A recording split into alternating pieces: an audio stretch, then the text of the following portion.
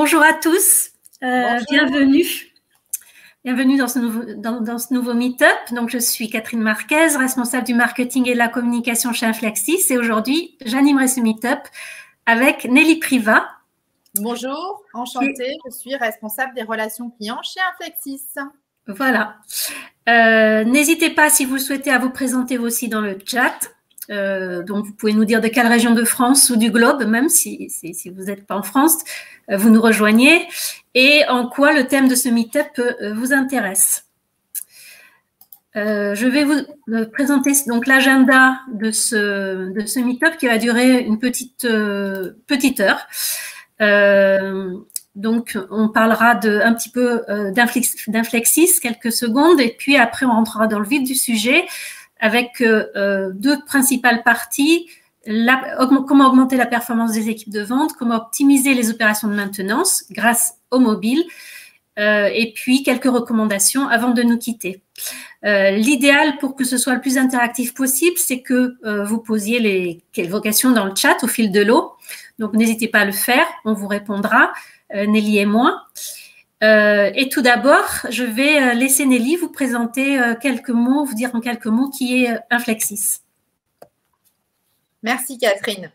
Donc, Inflexis est une entreprise de services numériques. On est spécialisé depuis plus de 30 ans historiquement au travers de nos fondateurs sur le développement d'applications mobiles et web professionnelles et d'interfaces pour les objets connectés. On accompagne nos clients en amont sur leur définition de projet dans le cadre de projets de transformation digitale globale et aussi sur de la conception de services mobiles novateurs avec une approche centrée utilisateur dans le cadre notamment des ateliers de cadrage. On peut intervenir en assistance technique, en forfait et on travaille également sur de la tierce maintenance applicative, c'est-à-dire qu'on est en capacité de gérer pour vous des applications qu'on n'aurait pas développées forcément pour vous. On intervient sur l'ensemble des secteurs d'activité, que ce soit dans nos secteurs historiques tertiaires BFAM, donc banque, finance, assurance, mais également dans l'industrie depuis plusieurs années. Donc, en 10 ans, on a une progression constante du chiffre d'affaires. Aujourd'hui, on est 55 collaborateurs. On a des clients qui nous suivent depuis le départ et de nouveaux clients chaque année. Notamment, l'année dernière, on a eu 8 nouveaux clients, ce qui est une belle dynamique. Donc, on voulait vous poser une première question. À votre avis, quelles sont les raisons principales qui poussent les entreprises à mettre en œuvre une application mobile pour leurs employés? Améliorer l'engagement vis-à-vis des clients, construire une image novatrice de l'entreprise, collecter des données, augmenter la productivité des employés ou favoriser la communication interne? Je vous laisse sélectionner vos réponses. Oui, on laisse quelques minutes pour répondre. C'est une enquête qui a été faite par IDC, le célèbre cabinet d'analyse, sur les usages et sur les raisons pour lesquelles on met en place une appli mobile métier. Donc, juste pour préciser ce qu'a dit Nelly juste avant, nous, on développe des applications mobiles métiers, donc pour les employés de terrain notamment, mais aussi des applications mobiles pour les clients de nos clients. C'est-à-dire, par exemple, l'exemple frappant, c'est Fortuneo, l'application mobile de bourse et banque en ligne de Fortuneo qui est utilisée par les clients de Fortuneo. Mais là, aujourd'hui, on va plutôt parler, en effet, des applications mobiles métiers. Bon, je pense que tout le monde a répondu. La réponse sur ce slide, donc selon IDC, les entreprises qui ont franchi le pas de la mobilité avancent un grand nombre de raisons pour lesquelles elles l'ont fait.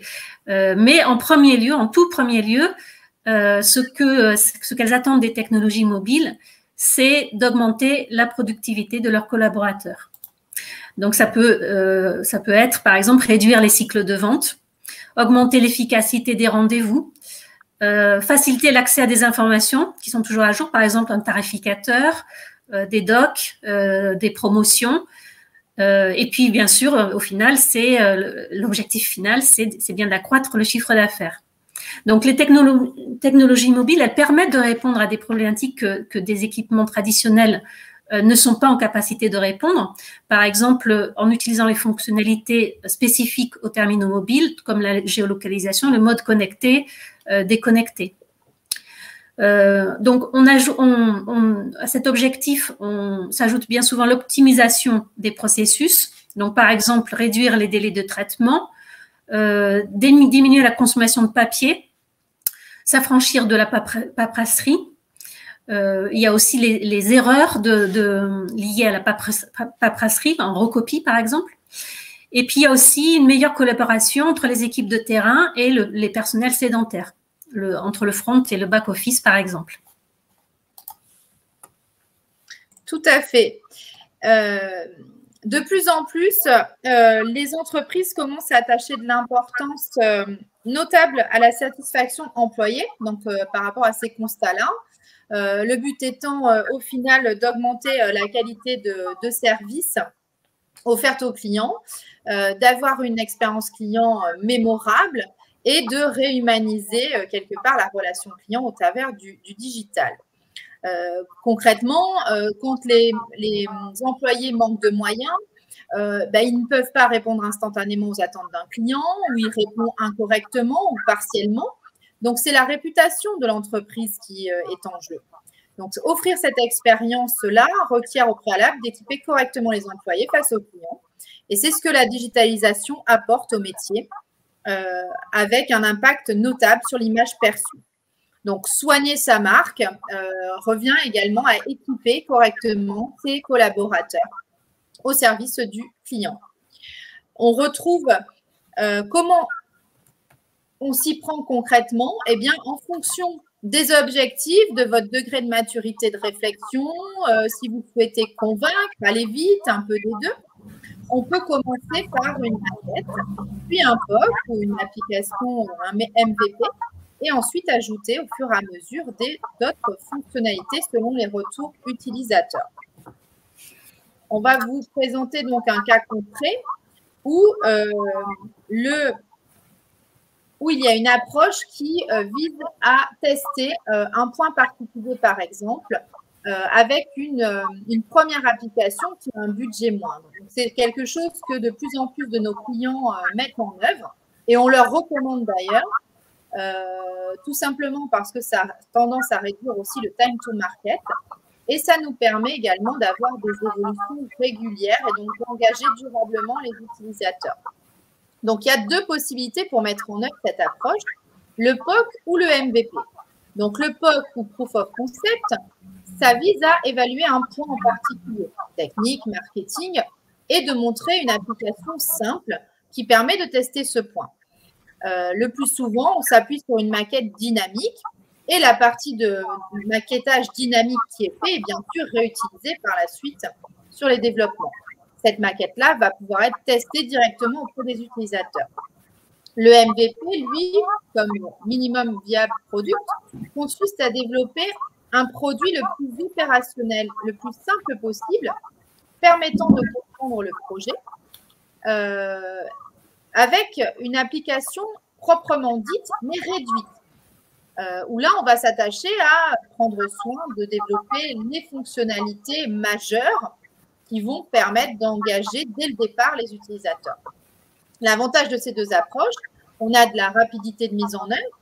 Bien sûr, on a le côté budgétaire, elles sont moins coûteuses et donc limite la prise de risque. L'inconvénient, éventuellement, si on est dans le cadre d'un projet très amont, il y a le risque de perdre l'investissement de départ, mais qui est quand même très limité puisqu'on réduit ce risque-là avec l'approche. Alors, comment ça se met en œuvre, ce MVP ou ce POC? Ça se met en œuvre, en tout cas chez Inflexis, on le met en œuvre au travers d'un atelier de cadrage fonctionnel.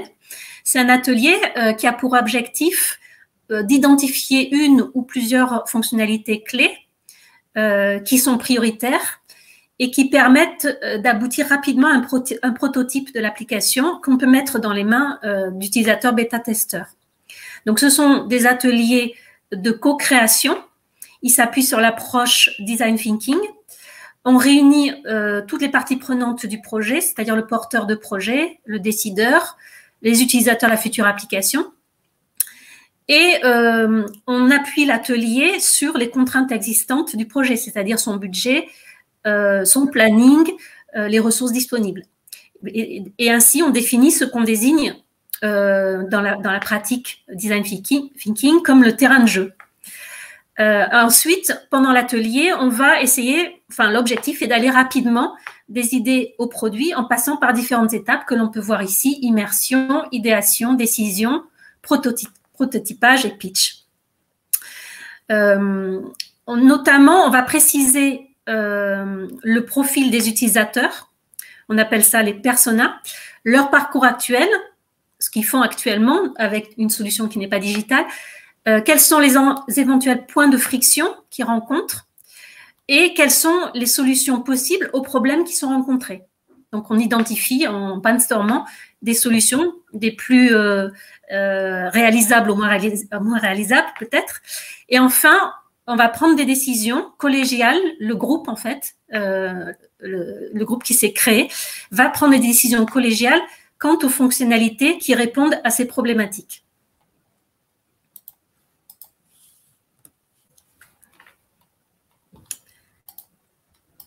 Alors, pour illustrer cette étape, on va parcourir, par exemple, le cas d'Accès Industrie. Donc, c'est un de nos clients.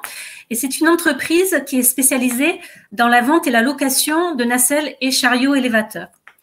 C'est une entreprise qui dispose d'un réseau de 37 agences commerciales en France, d'un parc de plus de 8000 machines et de nombreux collaborateurs en assurent la maintenance sur le terrain au quotidien. Et les objectifs de Accès Industrie, quand on les rencontre pour la première fois, c'est d'optimiser le processus de suivi des interventions qui sont réalisées par les techniciens de maintenance. À l'époque, le volume des interventions traitées ne cesse de croître, est en constante croissance, et le processus de suivi s'appuie sur l'envoi d'emails. Ça s'avère énergivore, chronophage, et en plus le risque d'erreur est très important ou d'oubli. Et il ne permet pas, en plus, de s'assurer la qualité et de l'exhaustivité des informations qui sont collectées. Donc, l'objectif, c'est de mettre à disposition des techniciens de maintenance un outil performant, bien sûr, qui facilite la création des rapports in situ sur les chantiers, simple à utiliser par les techniciens et adapté à leurs conditions de travail. Il doit permettre également d'optimiser les temps d'intervention et de garantir la qualité des informations saisies. Alors, la solution proposée donc, à Accès Industrie a été de partir sur une application mobile hybride sur mesure pour iPad et tablette Android de gestion des interventions. Donc, à partir du cahier des charges conçu par l'équipe projet Accès Industrie, nos designers ont réalisé une maquette interactive de l'application qui a été ensuite présentée aux techniciens en région. Ils ont pu alors se projeter dans l'utilisation de l'application et voir concrètement ce qu'elle pourra leur apporter. Donc là, on a eu un engagement des utilisateurs dès le départ et ça a permis de confirmer que l'application qui allait être développée était bien la bonne solution avec l'ensemble des bénéfices. Donc, ils ont clairement vu qu'ils allaient avoir une optimisation des temps de trajet avec une sélection de l'intervention selon le secteur ou le magasin, la mesure automatique des temps d'intervention, donc selon le statut, intervention en attente, en approche, intervention en cours. Ils pouvaient aussi télécharger des documents nécessaires à la réalisation de l'intervention et ils pouvaient compléter le rapport au fil de l'intervention. Ils pouvaient également ajouter, s'ils le souhaitaient, des photos prises en temps réel, dialoguer également en temps réel avec le système de gestion ERP et l'application. Et le gros intérêt, bien sûr, de l'application, c'était d'avoir un mode connecté-déconnecté, donc c'est-à-dire une accessibilité hors réseau. Donc, la mise à disposition de ce prototype a permis à l'équipe projet d'ajuster et de prioriser le périmètre fonctionnel en tenant compte des retours des techniciens.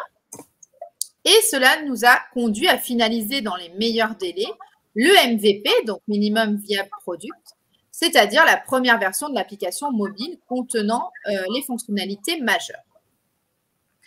Et aujourd'hui, nous sommes en train de travailler sur des futures évolutions de cette application avec le client et on va avoir une démarche de livraison en continu et d'amélioration et d'augmentation du portefeuille.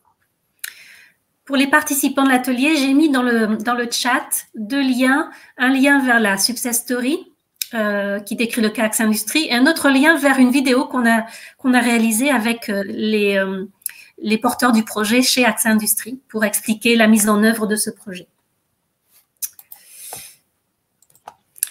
Alors, deux cas en fait sont proposés, deux exemples sont proposés. Un cas qui concerne la performance des équipes de vente et un cas qui concerne plutôt les équipes liées à la maintenance sur le terrain. Donc là, on va commencer par le cas concernant les équipes de vente. Donc, comme on l'a vu précédemment, l'un des principaux enjeux de la mobilité, c'est donc d'augmenter la productivité des collaborateurs. Et pour les équipes de vente, le gain de productivité se traduit notamment en termes d'optimisation des rendez-vous. Donc, voici quelques exemples de ce que la mobilité peut apporter aux commerciaux. La modification en temps réel des tournées. Donc, la fonction de géolocalisation, notamment, qui est spécifique, donc intrinsèque aux terminaux mobiles, elle permet de modifier en temps réel l'organisation des tournées en cas, par exemple, d'annulation impromptue d'un rendez-vous par un client. Donc, l'application va indiquer les coordonnées de notre client qui est situé sur un secteur géographique proche et elle va automatiquement optimiser le trajet. Donc, c'est un exemple. Un autre exemple, c'est l'augmentation des taux de transformation. La digitalisation du process de vente, donc qui permet de dématérialiser des pièces justificatives et d'adjoindre au dossier d'adjoindre les pièces justificatives au dossier, de signer électroniquement une vente, par exemple, un devis, donne la capacité en fait de régler en un seul rendez-vous ce qui auparavant pouvait nécessiter plusieurs allers-retours. Avec la possibilité qu'un client change d'avis parce que entre les différents allers-retours, il a réfléchi. Donc, elle offre l'avantage de réduire donc ces allers-retours, mais aussi les risques d'erreur que comportait la procédure papier. Donc, par exemple, quand on faisait des doubles saisies, on recopiait quelque chose dans une interface informatique. Ou alors, le risque d'abandon de la commande par le client, donc comme je disais, en cours de process. Un autre exemple, c'est la prise en compte des commandes le jour même. Donc, avec le mode connecté-déconnecté, ça permet à l'application mobile de se synchroniser avec le système d'information de l'entreprise dès que la connexion Internet est de nouveau disponible. Et cette fonction a une répercussion notable sur les délais de traitement des commandes parce qu'elle permet au commercial de disposer en temps réel d'informations à jour, par exemple des informations de tarifs, le catalogue, les offres, sur son smartphone ou sur sa tablette. Ensuite, en quatrième point, il y a la mise à jour des fiches clients et des comptes rendus de rendez-vous. Donc, quel que soit l'endroit où il se trouve, le commercial, il va pouvoir accéder via son équipement mobile au CRM de l'entreprise. Donc, pour mettre à jour ses fiches clients, remplir ses comptes rendus et donc gagner un temps important. Aux bénéfices quantitatifs, il y a aussi des bénéfices qualitatifs qui s'ajoutent. Ils sont d'ailleurs non moins importants, par exemple, la meilleure efficacité des rendez-vous, des présentations commerciales plus efficaces, des échanges commerciaux plus conviviaux qui sont plutôt côte à côte plutôt qu'en face à face, et la collaboration facilitée avec les équipes internes. Donc, en résumé, la pertinence des fonctionnalités qui sont mises en œuvre dans l'application mobile, au regard des besoins exprimés, peut renforcer la performance des équipes de vente, comme on va le voir dans le cas pratique ci-après. Donc, là, on va parler de groupe Pasteur Mutualité, GPM, donc qui est un de nos clients importants, majeurs. C'est un groupe mutualiste qui propose des solutions d'assurance aux professionnels de santé. Donc, ils ont 130 000 adhérents, 170 conseillers sur le terrain pour adresser toutes les communautés des métiers de la santé, les médecins, les pharmaciens, les vétérinaires, dentistes, kinés, etc. Donc, l'objectif, quand on a rencontré GPM, c'est qu'ils souhaitaient simplifier la démarche commerciale. et pour ce faire, équiper les conseillers d'équipements mobiles. Sachant que ces conseillers visitent donc des professionnels de santé qui sont parfois dans des zones blanches, donc qui n'ont pas d'accès à Internet. L'application qu'on a mise en place est une application de souscription de contrat d'assurance complémentaire santé sur iPad qui couvre donc l'intégralité du cycle de vente depuis la présentation des offres jusqu'à la signature électronique des contrats. L'application a été déployée auprès de l'ensemble des conseillers, puis elle a été étendue progressivement à une dizaine d'autres applications qui sont accessibles toutes sur le store privé de GPM. Donc, il y a RC Pro, Mutuelle du Livre 3, Assurance Emprunteur, Gestion des accidents de la vie, Maintien de revenus et j'en passe. Donc, beaucoup d'applications qui ont été livrées, qui sont disponibles aujourd'hui sur la tablette pour les conseillers de groupe Pasteur Mutualité. Alors, les spécificités de cette application que nous avons développée pour le groupe Pasteur Mutualité, elle devait communiquer avec le système d'information de GPM, donc comme vous l'a dit Catherine, notamment le CRM, pour permettre aux conseillers de récupérer les informations concernant les clients en amont des rendez-vous. Lorsque la tablette est reliée au réseau, le moteur de tarification peut être appelé à chaque connexion de manière à permettre aux conseillers également de donner un tarif en temps réel à son client. On a mis en place un connecteur spécifique pour communiquer avec DocaPost, qui est le tiers de confiance choisi par GPM pour la certification de la signature électronique. Donc, l'application, comme vous l'a dit Catherine également, gère le mode connecté-déconnecté. Donc, les conseillers qui se déplacent dans des environnements médicaux, ils n'ont pas systématiquement accès à Internet pour éviter les interférences. De fait, il y a toute une gestion de la mise à jour de l'activité qui est faite selon le statut connecté-déconnecté. Et enfin, l'application garantit la sécurité des accès et des transactions, ce qui est quand même un point clé de l'application. Donc, lors du déploiement de l'application Tablette Vendeur, l'ensemble des conseillers a bénéficié de formations magistrales à la souscription sur 2 contrats sur iPad.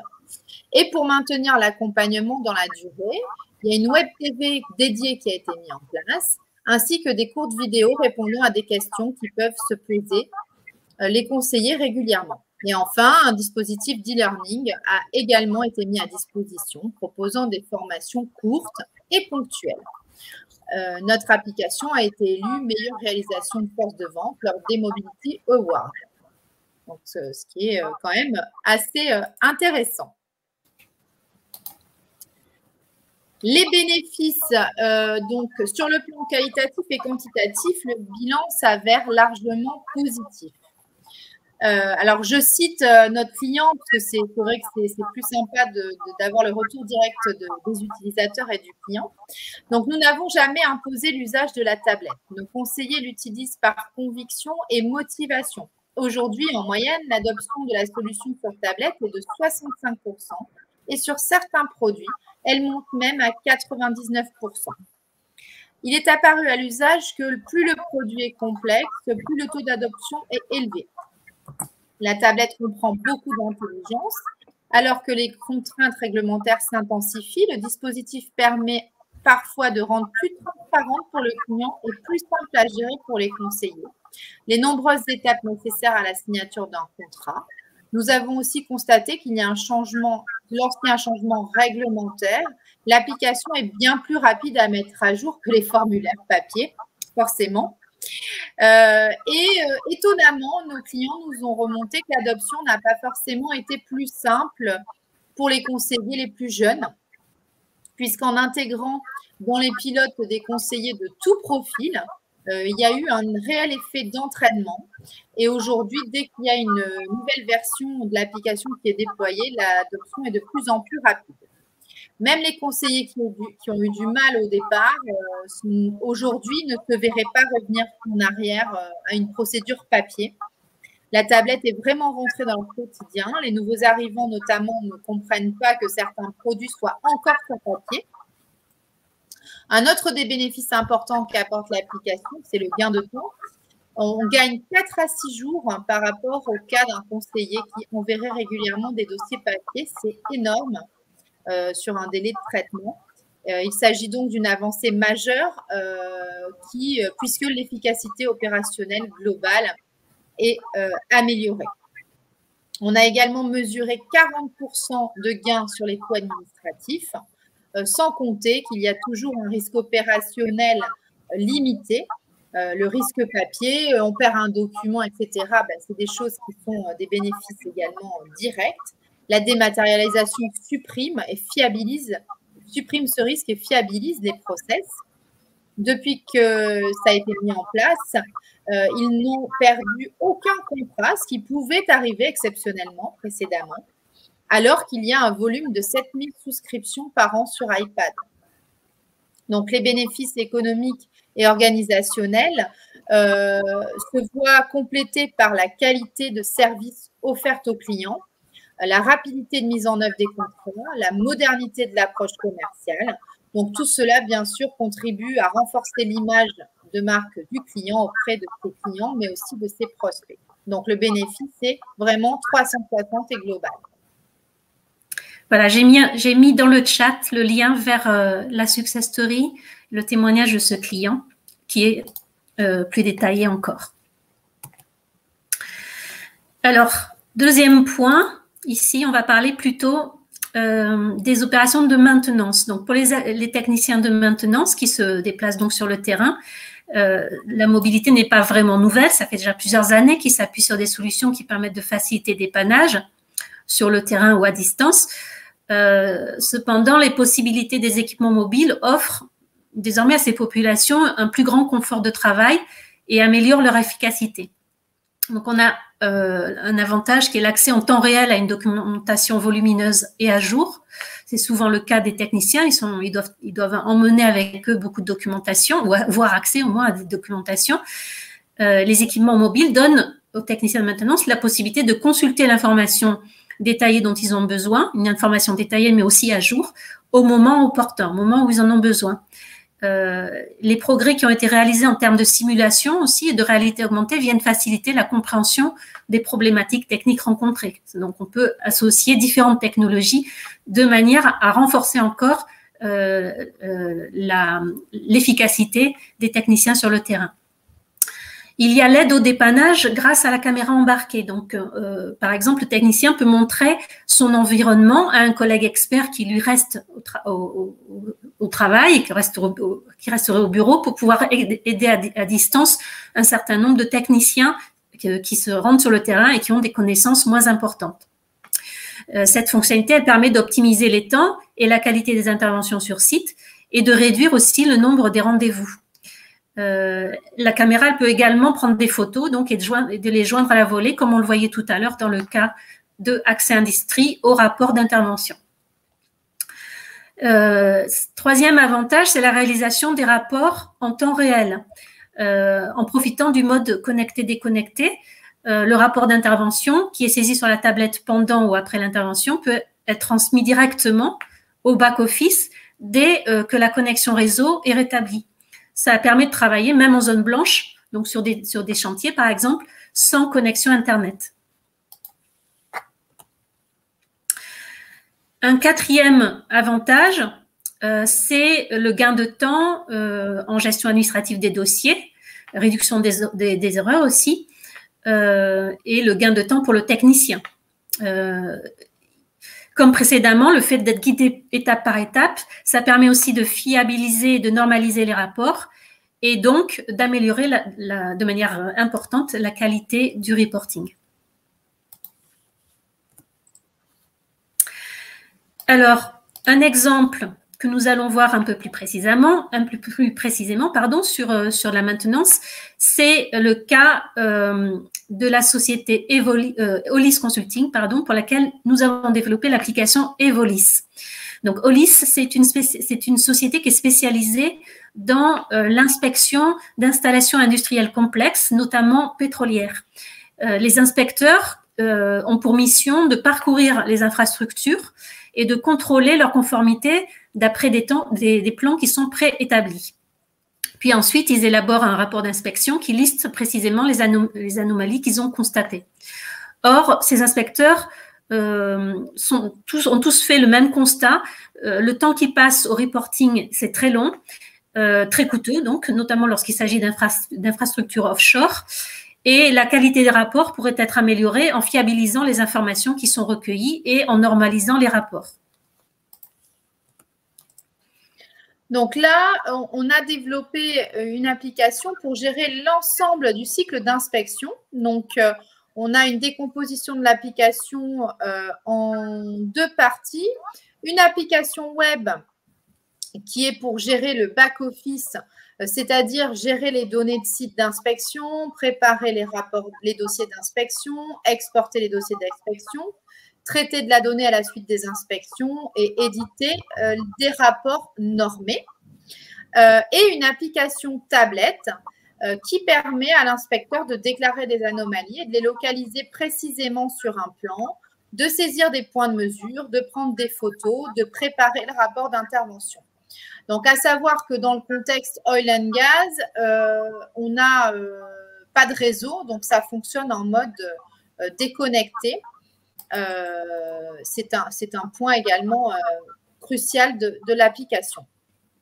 Donc là, les bénéfices sont énormes puisqu'on a un temps d'inspection divisé par 3, une précision des annotations et des prises de photos qui n'étaient pas faites. Avant, il y avait une qualité des photos qui n'était pas du tout homogène puisque les inspecteurs utilisaient leur propre mobile, ne les prenaient pas forcément dans le bon sens, etc. Enfin, il y avait vraiment une qualité de la donnée qui était plus qu'améliorable. Il y a aussi tout ce qui est saisie des dommages constatés et surtout une précision dans la mesure où on localise sur le plan les mesures. Donc, tout ça, ça amène 40% de réduction de temps et de charge de travail avec 50% de bénéfices sur la préparation, 15% de bénéfices dans l'exécution et 65% de bénéfices dans le reporting, puisqu'il y a le rapport qui est généré automatiquement dès la fin de l'inspection et normalisé. D'accord. Ce que je rajouterais, c'est que ces chiffres nous sont fournis par un client qu'on n'a pas le droit de citer, mais donc c'est vraiment des chiffres de terrain. Oui, oui, tout à fait. Alors, ces deux exemples étant vus, on peut conclure sur 8 recommandations, 8 recommandations sur lesquelles nous voudrions attirer votre attention pour faciliter la mise en œuvre de la mobilité dans votre entreprise. La première, c'est de trouver un usage pertinent, parce que ce n'est pas la technologie qui porte l'innovation, ce sont les usages. C'est une des grandes leçons que nous a enseigné d'ailleurs le digital. Combien d'applications professionnelles ayant nécessité des investissements vraiment très conséquents ne sont pas utilisées par les publics concernés, qui préfèrent continuer à utiliser leurs outils traditionnels, faute de répondre à un usage pertinent. Donc, identifier des cibles et usages clés, c'est la base de tout projet de développement d'applications mobiles métiers. Et face à un processus métier, la première question à se poser, c'est en quoi une application mobile améliorerait-elle la productivité? Autrement dit, en quoi elle créerait de la valeur. Deuxième recommandation, c'est impliquer les utilisateurs et les sensibiliser et les accompagner bien en amont. Comme on vous l'a expliqué avec la partie POC et atelier de cadrage dans notre présentation. Le digital, il induit souvent de profonds bouleversements. Donc, selon les publics, ça peut être plus ou moins bien vécu. Et pour garantir une meilleure adoption des applications mobiles professionnelles, il est vraiment incontournable d'impliquer le plus tôt possible les futurs utilisateurs dans le projet de conception. Donc, si possible, dès la phase de cadrage du projet, pour comprendre les attentes et les besoins, au cours de l'élaboration du cahier des charges, dans la mise en place des maquettes, etc. Alors après, une application user-friendly augmente vraiment sensiblement le taux d'adoption des applications mobiles métiers. Il y a eu de nombreuses enquêtes auprès d'utilisateurs. L'UX, qui est l'expérience utilisateur, et l'UI, l'interface utilisateur. Donc UX et UI design, l'ergonomie sont des éléments clés dans l'adoption d'une application mobile. Et en privilégiant une navigation agréable, c'est-à-dire simple, intuitive et naturelle, en concevant une interface élégante, forcément l'expérience utilisateur s'en trouve fluidifiée. Mais il faut se rappeler qu'un utilisateur qui oublie l'outil pour atteindre rapidement son objectif, il est acquis à la solution. Ensuite, pour engager l'utilisateur d'une appli mobile professionnelle, il faut rester simple, aussi bien en termes de design que de fonctionnalité. L'application doit rester simple et rien ne sert de vouloir faire une application hyper sophistiquée qui comporte de nombreuses fonctionnalités et qui répond à de multiples usages dans laquelle l'utilisateur risque de se perdre. Là encore, l'implication des utilisateurs aux prémices du projet sera vraiment bénéfique à son adoption future. La 5e recommandation qu'on souhaitait partager avec vous, c'est de tirer parti des fonctionnalités intrinsèques des terminaux mobiles pour apporter de la valeur. Donc, on en a déjà parlé au départ de la présentation, mais développer une application mobile ne consiste pas à rendre mobile une application existante. On part vraiment des usages liés à la mobilité qui pourraient apporter de la valeur. Donc, par exemple, on vous a parlé de la géolocalisation, on a parlé de la prise de photos, de filmer, des notifications push, du mode connecté, déconnecté. Il s'agit de tenir compte du développement, dans le développement de l'application, des contraintes propres aux équipements mobiles sur lesquels elle va fonctionner et de l'usage qu'on peut en retirer. Le 6e point qu'on souhaitait partager avec vous, c'est de mettre rapidement en production une première version de l'application, puisque sur le marché du développement, la notion de time to market est capitale. Il est important de réduire au maximum le processus qui va de l'idée à la mise en œuvre, car plus l'attente est longue, plus le risque d'obsolescence de l'application avant même d'avoir été lancée grandit. Plusieurs mois après l'expression des besoins, lorsque l'application est enfin prête, la problématique initiale risque de ne plus être d'actualité ou bien a beaucoup évolué par rapport à son expression initiale.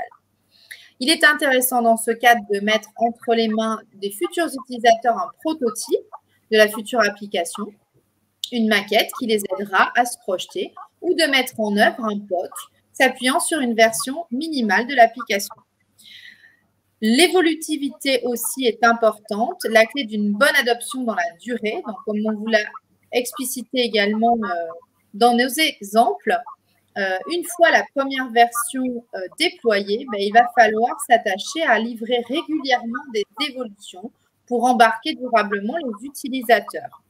Il est indispensable d'avoir une amélioration continue de l'application au-delà de la nouvelle fonctionnalité. Et le dernier point, c'est l'accompagnement au changement lors de la mise en œuvre de l'application mobile métier. Lorsque l'application vient modifier des processus de travail en profondeur, il est primordial de mettre en place dès son lancement un dispositif pertinent et adapté d'accompagnement au changement. Donc, en fonction des publics visés, cet accompagnement peut s'effectuer soit par des formations magistrales, soit des modules de e-learning, des vidéos, du coaching. À chaque nouvelle version de l'application, des mini-formations ou des ateliers peuvent maintenir l'engagement des utilisateurs. Voilà, là, on a fait le tour des différentes informations qu'on voulait vous donner durant ce webinaire, durant ce meet-up. Je vous copie dans le chat un lien vers le livre blanc « Augmenter les performances des équipes de terrain grâce au mobile » que vous pouvez directement télécharger et accéder sur notre site. Si vous avez des questions, n'hésitez pas à le faire avant que nous refermions cette session directement dans le chat. Je vous laisse quelques minutes pour le faire, sinon je vous donne quelques informations pendant ce temps supplémentaire. Vous pouvez nous suivre sur les réseaux sociaux, Facebook, Twitter, LinkedIn et Instagram. Vous pouvez aussi découvrir d'autres contenus relatifs à la mise en œuvre d'applications mobiles ou de solutions digitales, plus généralement sur notre blog, sur le site Inflexis ou sur notre chaîne YouTube. Vous pouvez vous abonner aussi à notre groupe Meetup pour être prévenu de nos prochains événements en ligne autour du design et du développement mobile, en espérant pouvoir rapidement les refaire en live, en présentiel. Et puis, vous allez recevoir dans quelques minutes le replay de ce meet-up si vous n'avez pas pu y assister dans son intégralité. Voilà. Une dernière information, c'est notre événement prochain, le meet-up du mois d'avril, le 6 avril à 13 h, qui portera donc sur ce thème des technomobiles. Donc, on sait, peut-être avez-vous entendu parler de ces termes, mais peut-être ne savez-vous pas précisément de quoi il s'agit. Et puis, même si vous le savez, comment choisir, donc le choix n'est pas aisé, surtout lorsque ces notions ne vous sont pas familières. Et pourtant, le choix de ces technos est vraiment déterminant puisqu'il va conditionner la performance, l'expérience utilisateur, le budget ou encore la pérennité de votre application. Donc, on vous parlera de tout ça à l'occasion de ce webinaire le 6 avril. Donc, vous pouvez dès à présent vous inscrire soit en passant par le site Inflexis, soit sur notre groupe Meetup. Voilà, je crois que nous avons fait le tour, Nelly. Oui, tout à fait. N'hésitez pas sinon à nous poser directement des questions en passant par notre page contact de notre site.